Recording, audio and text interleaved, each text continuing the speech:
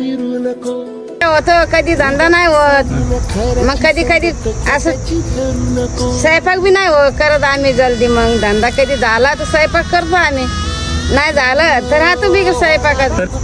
आमच्या मावशीचं घर आहे, एक घरची परिस्थिती बघा कशी आहे. त्यांच्याकडे छोटं बाळ आहे, त्याची परिस्थिती बघा. अशा लोकांची मदत करत जा. पैसा ह्या जगातच राहणार आहे, मेल्यावर काही सोबत येणार नाहीये.